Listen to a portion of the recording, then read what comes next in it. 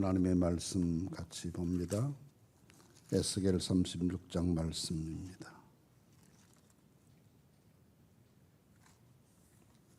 에스겔 36장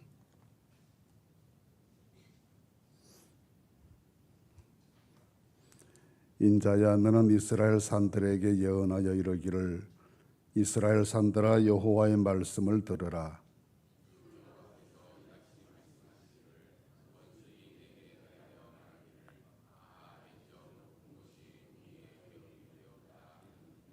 그러므로 너는 예언하여 이르기를, 주 여호와께서 같이 말씀하시기를, 그들이 너희를 황폐하게 하고 너희 사방을 삼켜 너희가 남은 이방인의 기업이 되게 하여 사람의 말거리와 백성의 비방거리가 되게 하였도다.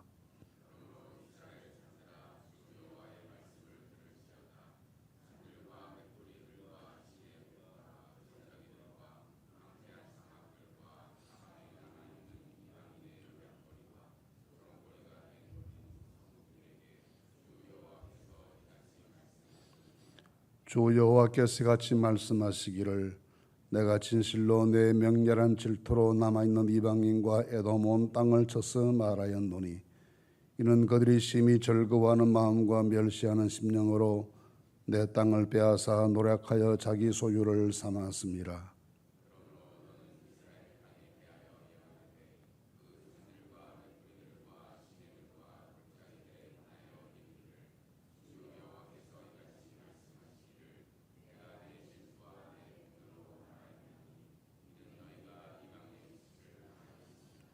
그러므로 주 여호와께서 같이 말씀하시기를, 내가 맹세하여 선정 너희 사방에 있는 이방인이 자신들의 수치를 반드시 당하리라.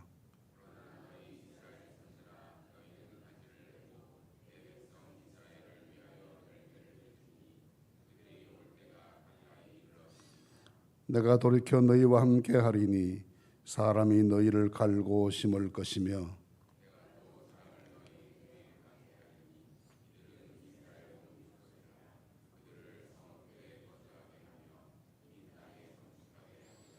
내가 너희 위에 사람과 짐승을 많게 하되 그들의 수가 많고 번성케 할 것이라. 너희 전 지위대로 사람이 거주하게 하여 너희를 처음보다 낮게 대우하리니 내가 여호와인 줄을 너희가 알리라.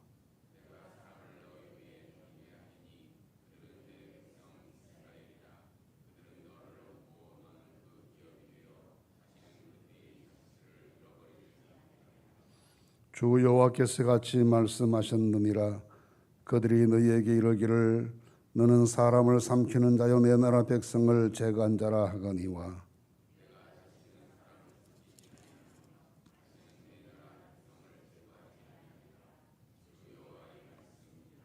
내가 또 너를 여러 나라의 수치를 듣지 아니하게 하며 만민의 비방을 다시 받지 아니하게 하며 내 나라 백성을 다시 넘어뜨리지 아니하게 하리라.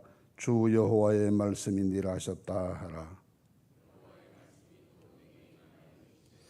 인자야, 이스라엘 족속이 그들의 고국 땅에 거주할 때에 그들의 행위로 그 땅을 더럽혔나니 나 보기에 그 행위가 월경 중에 있는 여인의 부정함과 같았느니라.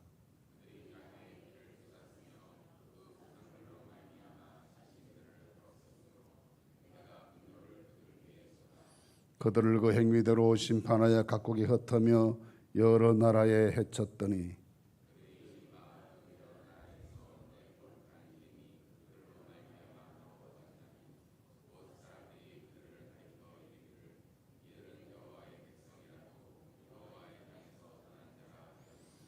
그러나 이스라엘 족속이 들어간 그 여러 나라에서 더럽힌 내 거룩한 이름을 내가 아꼈노라.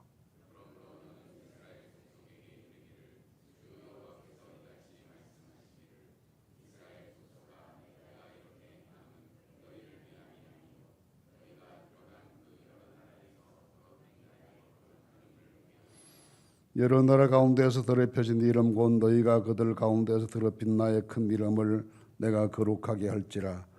내가 그들의 눈앞에서 너희로 말미암아 나의 거룩함을 나타내리니 내가 여호와인 줄을 여러 나라 사람이 알리라. 주 여호와의 말씀이니라.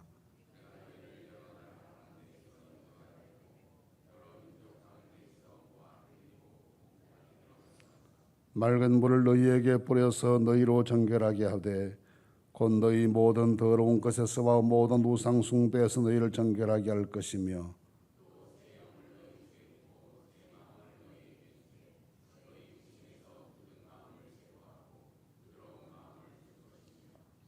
또 내 영을 너희 속에 두어 너희로 내 율례를 행하게 하리니 너희가 내 규례를 지켜 행할지라.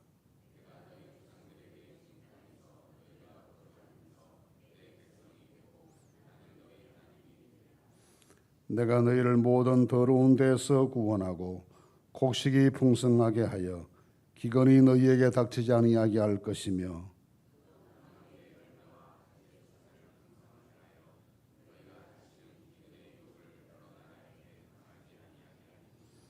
그때 너희가 너희 악한 길과 너희 좋지 못한 행위를 기억하고 너희 모든 죄악과 가증한 일로 말미암아 스스로 밉게 보리라.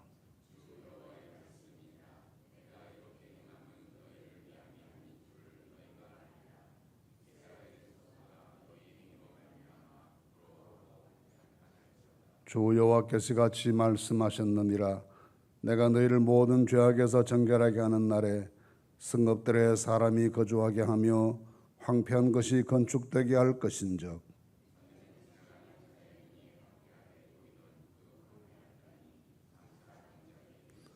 사람이 이르기를 이 땅이 황폐하더니 이제는 에덴 동산같이 되었고 황량하고 적막하고 무너진 성읍들에 성벽과 주민이 있다 하리니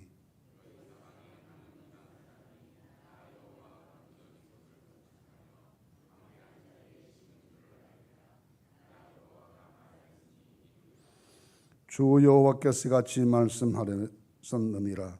그래도 이스라엘 족속이 같이 자기에게 이루어지기를 내게 구하여야 할지라. 내가 그들의 수요를 양떼같이 많아지게 하되 제사드릴 양떼고 예루살렘이 정한 절기의 양무리같이 황폐한 성읍을 사람의 때로 채우리라. 그러한 적 그들이 나를 여호와인 줄 알리라 하셨느니라. 아멘. 이 36장 말씀은 33장 이후부터 계속해서 이어지는 이스라엘의 회복에 대한 약속의 말씀이 계속해서 39장까지 이어지는 내용의 일부입니다. 오늘 읽은 이 36장 말씀은 크게 두 부분의 회복을 말씀하고 있는데 1절에서 15절까지 말씀은 이스라엘의 산들이 회복되어서 그 모든 산들이 도시가 되고 경작지가 되고 하시는 그런 산들의 회복을 주신다는 내용이고 그 이후에 나오는 16절 이하에서 38절까지 말씀은 거기에 사는 모든 백성들이 영적으로나 육적으로나 다 회복되게 하신다는 하나님의 회복에 대한 말씀입니다. 산들이 회복된다라고 하는 말씀에서 이스라엘 산들에게 영원한다고 말씀하시는데 여기 사는 자연인으로서 우리 주위에 있는 보이는 산을 의미하기보다는 나라의 국토 전체를 의미하는 말로 보아야 옳을 것입니다. 어제 아침 읽었던 말씀에서 세일산이라는 말씀이 많이 나타났습니다. 이 세일산은 에돔 백성들이 거주하던 지역에 있는 산이었기 때문에 그 산을 하나님께서 심판하신다라고 하는 말씀은 에돔을 심판하신다는 그 땅 전체에 대한 심판 예언이었던 말씀과 대비해서 이 36장에서는 이스라엘 산들에 대한 축복과 회복을 말씀하시는데 그래서 그 내용은 곧 하나님께서 이스라엘의 모든 나라 땅들을 다 회복시켜 주신다는 말씀입니다.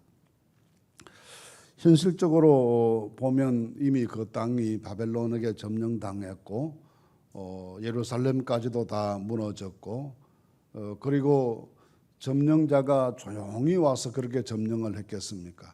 도시들을 다 파괴하고 경작지들이 황폐하게 되게 하고 그야말로 나라 땅 전체가 다 황무지가 되는 것처럼 그렇게 파괴하고 지나갔습니다. 그것이 눈에 보이는 그들 땅의 모습입니다. 그런데 하나님께서는 그 땅을 이제는 회복시키시겠다고 약속하시는 은혜로운 약속의 말씀입니다. 그런 가운데서 하나님께서 이런 일이 이루어지기 위해서 이방 나라들을 심판하셔야 하는데 그들의 죄를 2절 말씀 이하에서 열거하고 있습니다. 2절 말씀에 보시면 원수들이 내게 대하여 말하기를 아하 예적 높은 곳이 우리의 기업이 되었도다 하였느니라 했습니다. 이스라엘의 모든 귀한 도시들을 다 차지하고 이것이 이제 우리 땅이 되었다 하고 만세를 부르는 이방인들의 모습을 하나님께서 분노한 마음으로 지켜보십니다. 우리의 기업이 되었다는 말씀의 구체적인 내용들을 3절, 4절 말씀에서 이어지는데 황폐하게 만들고 그 땅을 점령하고 그리고 그 땅에 살던 이스라엘 백성들을 비방하고 조롱하고 모욕하는 이런 일들이 이루어졌음을 하나님께서 한탄하십니다. 그래서 하나님께서는 이스라엘 백성들의 땅을 황무하게 만들고 폐허가 되게 하고 그리고 그 땅을 마침내 점령하고 그리고는 그 땅에 살던 이스라엘 백성들을 조롱하고 멸시하고 모욕하는 이런 모든 일들에 대해서 하나님께서 결코 간과하지 않으시고 그들을 심판하시겠다고 말씀하시면서 5절 말씀에서는 내 명렬한 질투로 남아있는 이방인과 에돔 온 땅을 쳐서 말할 것이다 라고 말씀하셔서 주로 에돔 사람들의 이 사악한 행위들에 대한 말씀을 하고 있습니다. 에돔은 역사적으로 이스라엘과 가장 가까운 에스의 후손들이었으니까 가장 가까운 형제 민족과 같은 민족이었는데 결정적인 일이 있을 때마다 이스라엘에는 큰 해악된 그런 존재로 등장합니다. 출애굽한 이스라엘 백성들이 가나안 땅에 들어가기 위해서 가장 안전한 길로 가기 위해 에돔 땅을 통과하겠다고 요청합니다. 그러면서 우리가 정말 물 한 모금도 제대로 마시지 않고 조용히 지나갈 것이다. 그리고 혹시라도 피해를 끼친 것은 반드시 보상할 것이니까 가는 길만 좀 내어달라고 요청했지만 에돔 왕은 냉정하게 거절하고 그들을 완력으로 대하려 합니다. 많은 사람들이 그러면 이 에돔과의 피할 수 없는 전쟁이 다가올 것이니까 전쟁하고 지나가자라고 했을 때 하나님께서는 같은 형제 민족인데 그렇게 피를 흘려서 안 된다 하고 하시면서 전쟁을 금지하게 하셔서 이스라엘이 먼 길을 돌아서 험악한 골짜기를 지나가는 아주 험로를 선택해서 가야 할 만큼 출애굽 과정에 큰 상처를 주었던 민족이기도 합니다. 바벨론이 이 이스라엘을 점령하던 시기에도 그냥 가만히 지켜보았던 것만이 아니고 오히려 바벨론 군대의 길을 안내한다든지 첩자 노릇을 하고 이런 것을 하면서 바벨론의 이 이스라엘 점령에 대해서 일조하는 그런 민족이 되게 되고 그것에 대한 부수적인 효과로 자신들이 이익을 취하고 그것 때문에 기뻐하고 즐거워하는 모습을 오늘 말씀에서도 비판하고 있습니다. 나중 신약 시대가 되면 헤롯 왕이 등장하는데 이 헤롯 왕이 역시 에돔 족속인 후에는 에돔을 이두메라고 부르게 되는데 이두메 족속 출신이어서 그 악한 정치 때문에 이스라엘 백성들이 고통당했던 것도 에돔 족속과 이스라엘 민족 사이에 이어지는 불행한 역사의 연속이기도 했습니다. 늘 이렇게 악한 일들로 결정적인 시기마다 이스라엘 역사에 큰 장애물로 등장했었는데 그리고도 이스라엘 백성들의 멸망에 대해서 함께 슬퍼하거나 애통해하거나 동지적인 마음을 가지지 않고 오히려 잘됐다 생각하고 그 기회를 자기들의 세력 확장의 기회로 삼는 그런 악한 모습을 보였기 때문에 하나님께서 그들에 대해서 심판을 말씀하십니다. 그래서 7절 말씀 마지막에 보면 너희 사방에 있는 이방인이 자신들의 수치를 반드시 당하리라 하고 하나님께서 그 민족들을 심판하실 것을 말씀하십니다. 그러면서 8절 말씀 이하에 보시면 그러나 너희 이스라엘 산들아 너희는 가지를 내고 하는 말씀이 시작됩니다.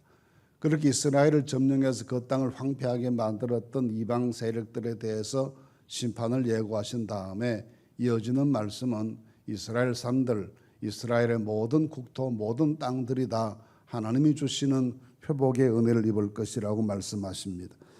이어지는 내용을 요약하면 하나님께서는 그 땅에 다시 열매 맺는 땅이 되게 하실 것이고 하나님이 함께 하시는 땅이 되게 하실 것이고 그리고 성읍들이 재건된다는 말씀을 통해서 도시들이 재건되고 마을들이 회복된다고 약속해 주시면서 마지막 네 번째로 하시는 말씀은 하나님께서 그 땅을 11절에 보시면 그들의 수가 많고 번성하게 할 것이다 라고 하셨습니다. 이전에 모든 나라 사람들이 부러워했을 때의 전성기 때의 그 번성한 모습으로 그 땅의 번성을 회복해 주실 것을 약속해 주십니다. 이렇게 해서 하나님께서는 그 땅이 점령당하고 노략질당하고 무너지고 폐허되고 그렇게 되어버렸지만 하나님께서 그 모든 악한 세력들을 심판하신 다음에 그 땅에 축복하셔서 농산물들을 다시 생산할 수 있게 하시고 하나님 함께 계셔서 경제학 활동이 활발히 이루어지게 하시고 도시들은 재건되고 성 전체, 나라 전체가 번성하는 새 역사를 이룰 수 있도록 축복하실 것을 약속해 주십니다. 그리고 16절 말씀 이하에서는 그 땅에 사는 백성들에 대한 내용을 말씀하시는데 사람들의 문제는 땅은 그렇게 황폐하게 되고 무너지고 그렇게 됐던 문제라고 사람들의 문제는 죄의 문제였습니다. 그래서 16절에서 23절 말씀까지는 이스라엘이 철저하게 자기들의 죄를 반성하게 된다는 점을 말씀합니다. 이스라엘 땅에 있을 때만 죄를 지은 것이 아니고 나라가 망하고 여러 나라에 분산되어 갔을 때에도 분산된 그곳에서도 민족의 정체성, 신앙의 고요함 이런 것들을 지켜 살지 못하고 그 땅의 문화에 동화되거나 쉽게 신앙을 버리거나 우상 숭배에 빠지거나 그렇게 하면서 자기 스스로를 더럽힌 민족이 되었는데 이제는 하나님의 은혜 가운데 그들이 자기들의 죄가 무엇인지를 알고 깨닫기 시작하고 회개한다는 말씀을 하십니다. 그래서 20절 말씀해 보시면 그들이 이른바 그 여러 나라에서 내 거룩한 이름이 그들로 말미암아 더러워졌나니 그 사람들이 그들을 가리켜 이르기를 이들은 여호와의 백성이라도 여호와의 땅에서 떠난 자라 하였음이라 했습니다. 그 포로 잡혀가고 흩어진 나라에 살면서 자기들의 독특한 신앙과 이런 문화와 전통을 잘 지키면서 이방인들로부터 칭찬받는 그런 민족이 되지 못하고 오히려 비방거리가 되는 민족이 되었음을 하나님께서 지적하십니다. 거기에서 살면서 비방받는 내용이 하나님의 백성인데 하나님 백성처럼 살지 않아 하나님 떠난 사람들이다라고 비방받는 건다는 겁니다. 그러니까 우리가 세상 속에 살면서 세상 사람 우리를 비방하는 것이 믿는 사람인데 믿는 사람처럼 살지 않는다. 그리스도인인데 그리스도인답지 않다. 이것을 세상 사람들이 먼저 평가하고 우리를 향해서 하는 말이 그와 같다는 것입니다.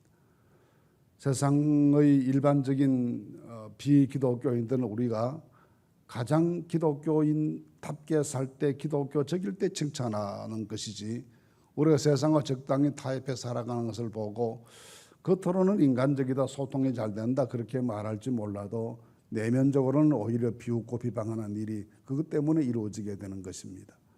그래서 여기 말씀에서 그렇게 말합니다. 여호와의 백성이라도 여호와의 땅에서 떠난 사람들이다. 하나님의 백성인데 하나님의 백성답지 않다. 그것이 이방인 사회에서 당하는 비방이었는데 그런 비방받는 사람들의 그런 비방하에서 드디어 나중에는 깨닫고 회개하기 시작한다는 것입니다. 그렇게 회개하는 사람들이 되게 되는데 24절 말씀 이하에 보시면 이 회개하는 사람들에게 베푸시는 하나님의 회복의 은혜가 있습니다. 25절 말씀에서는 정한 물로 씻어주신다. 26절 말씀에서는 새 영과 새 마음을 주신다. 28절 말씀에서는 대단히 중요한 말씀을 하시는데 내가 너희 조상들에게 준 땅에서 너희가 거주하면서 내 백성이 되고 나는 너희 하나님이 되리라 했습니다. 지난날의 죄는 씻어 정결케 해주시고 앞으로의 삶은 우리 마음속에 하나님의 새 마음 새 영을 부어주셔서 정결하게 살아갈 수 있도록 하시는 하나님의 영으로 함께 해주시고 그렇게 하신 다음에 이제는 우리와 함께 다시 언약을 재갱신하시는데 나는 너희 하나님이 되고 너희는 내 백성이 된다고 하는 원래 이스라엘의 지위로 회복시켜 주신 은혜를 허락하실 것을 약속하십니다. 과거에도 죄를 지었고 지금도 죄를 짓고 나라가 심판을 당해서 몰락한 이후에도 정결하게 살지 못하고 이방 땅에 살면서도 지리멸렬한 모습을 보였지만 회개하고 뉘우칠 때 하나님께서 씻겨주시고 새 영을 부어주시고 하나님의 백성으로 다시 언약을 체결해 주셔서 그들의 영과 육의 모든 지위가 다 회복될 수 있도록 축복하실 것을 말씀하십니다. 이 모든 은혜를 약속하시면서 마지막 37절 말씀을 보시면 이런 말씀을 추가하십니다. 37절을 보시면 주 여호와께서 같이 말씀하셨느니라.